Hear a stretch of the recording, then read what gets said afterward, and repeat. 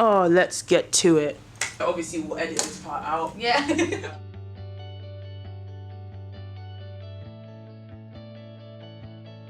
God damn, how am I doing this? Anyway, wait. Because usually I go, hello, welcome back. Okay. Hello everyone, welcome back. If you're new to my channel, hi, I'm Natasha and I'm currently in my first year of medicine at King's College London. And today I have Natasha. Now, do you want to introduce yourself? I will. My name is Natasha. I'm also a first year medical student at King's, but I did a past degree at Newcastle and I studied biomedical sciences, so I'm a little bit older. And I also have a YouTube channel. Which we'll plug below for you, so go check it out. Where we made another video talking about the MMI process and kind of our top tips for interview and what to do to approach it. But today we're going to be talking about specific questions that you guys have sent in on our Instagram and on our YouTube channel and how we would approach it. Of course, it's not perfect, but we're hoping that we can collate our tips and sort of give you guys some advice on terms of how you might tackle the question. Yeah, without further ado, let's get to it. The nitty-gritty. Of course, with King's, it's single interview, so it's just you and the interviewer, but I'm well aware that for other universities you can sometimes have group MMIs. So quite a lot of my followers have been asking what to sort of expect from that. So I know that you've done that, so what would you take away from it and what would you advise them? Yeah, so I actually really enjoyed my group interview. It was about 20 minutes, which is a good amount of time to give everyone enough time to speak about, the issue that needed to be spoken on. So within my group interview, actually, it consisted of what I would say a PBL, which is problem-based learning type of scenario, because that was the main teaching within that university.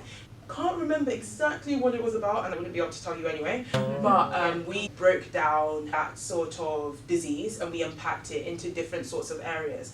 And I think with the group interview is you don't want to be on either side of the spectrum. So when I say this, I mean you don't want to be silent as a church mouse, because otherwise they're not going to know what you think. At the other side, you don't want to be the interrupter, because I remember when I was talking and someone interrupted me whilst I was speaking and I was like, oh, and then I felt just a bit kind of like this. Can you imagine? And you feel a bit weird, but then I remembered, this isn't anything on me. If they want to speak, they have to speak. I think you have to remember to be attentive, because you need to listen to what your peers are saying. Number one, to make sure that you don't repeat anything that someone else has said, because that shows that you're not listening. And number two, sometimes it can allow you to jump off what they've said. So if someone's mentioned something like, for example, strokes are like this, blah, blah, blah, blah. And you're like, actually, yeah, I've also heard from a similar study that they saw that this treatment is helpful. So it shows that you'll kind of know how to work, working as a team. One thing that I tried to do is, if I agreed with a point, I made that known, because it was supposed to be like a PBL scenario. So I'd be like, oh, you know what, Hannah, for example, just said this. I really agree with what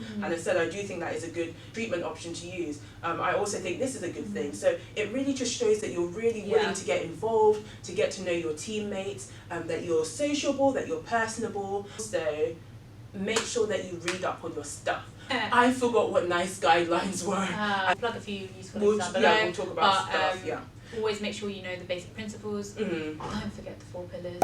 And what I call the 3 C's, so that's consent, confidentiality and capacity. Make sure that you've got those 3 down. Yeah. Like you said, that's really important, because you're always working in a multidisciplinary team.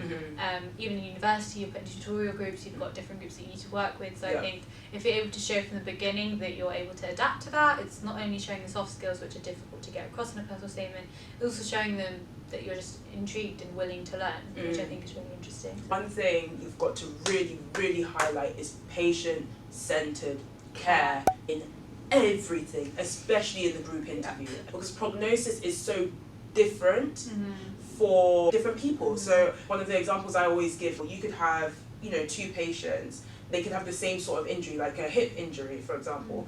One patient might be someone who is really active, he used to go on runs, long walks, etc. So they're going to want to get back to some sort of lifestyle that looks more like that. One patient might be someone who lives quite a sedentary life, who just doesn't want to feel pain anymore. Completely different, despite the fact that they have the exact same condition. Yeah, I think that's really important. I think always adapting the treatment for the patient and knowing that not everyone is going to want the same thing. What you think is quick and easy might be a patient's worst nightmare.